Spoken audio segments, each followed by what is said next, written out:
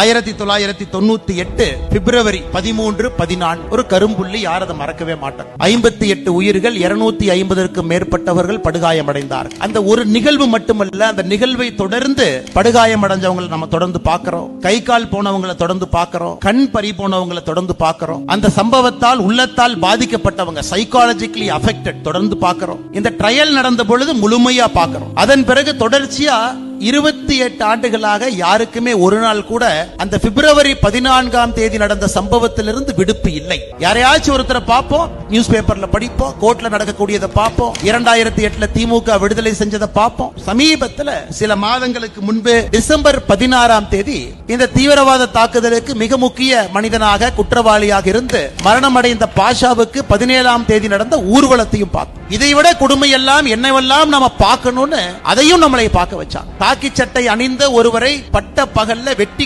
கொண்டிருக்கிறாங்க. காரணம், வண்டியை நிறுத்தி பேப்பர் கேட்டதுக்கு. ஆனா காவல்துறை தன்னுடைய கண்ணியத்திற்காக வீதிக்கு அன்னைக்கு யாரும் வரல. ஆனா பொதுமக்கள் அன்னைக்கு வீதிக்கு வந்தாங்க. நம்முடைய இந்து உணர்வு மிக்கவர்கள் பொது இடத்துக்கு வந்தாங்க. RSS பேரியக்கம் பொது இடத்துக்கு வந்துச்சு, இந்து முன்னணி பொது இடத்துக்கு வந்துச்சு, பாரதிய ஜனதா கட்சி பொது இடத்துக்கு வந்தது. அதன் பிறகு தொடர்ச்சியாக 97 ஒரு நாளும் ஏதோ ஒரு நிகழ்வு கோயம்புத்தூர் நடந்து உச்சபட்ச கரும் நாளாக பிப்ரவரி 13, 14 இந்த அவலத்தை நாம் எல்லாம் பார்த்தோம். பிப்ரவரி 14, 1998 நடந்த கரும்புள்ளி நம்முடைய உள்ளத்துல இன்னும் ஒட்டி இருக்கிறது.